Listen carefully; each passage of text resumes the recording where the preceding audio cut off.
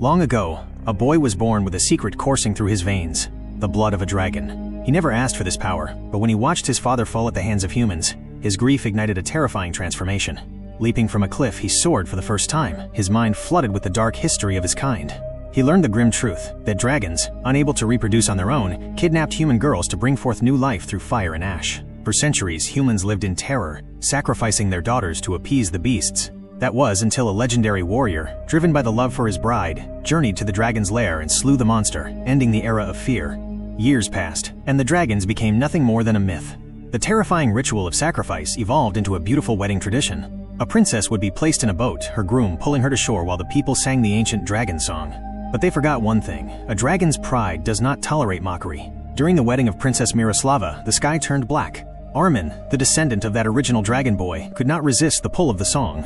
Against his will, the beast took hold, and he swept down, snatching the princess from her wedding and carrying her away to a desolate island formed from the bones of ancient giants. Terrified and alone, Miroslava discovered a mysterious young man on the island. He didn't know his name or where he came from, so she called him Armin. As they spent time together, a fragile bond began to form. However, Miroslava soon discovered the truth. Armin was the dragon. He wasn't a monster by choice, but a man trapped between two worlds, half human, half beast. He had spent his life hiding in the crevices of the island, trying to suppress the fire within. He told her how the dragon song had awakened the predator inside him, drawing him to her wedding against his soul's wishes.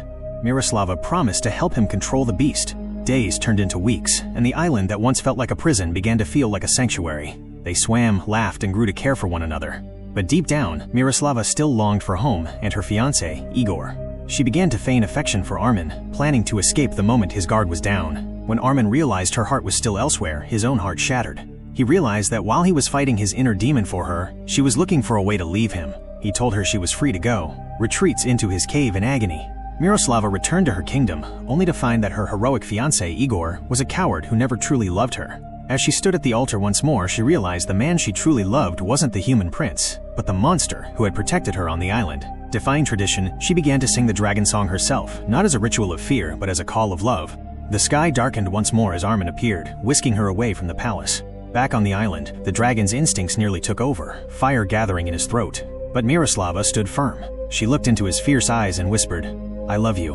In that moment, the beast was finally tamed. For the first time in history, a dragon was looked upon with love instead of fear. Armin gained complete control over his transformation, and the two chose to live their lives together on the island. Years later, the Island of Bones was transformed into a home of light. The story ends with Armin and Miroslava telling their tale to their young daughter, proving that love has the power to change even the most ancient and fiery of destinies.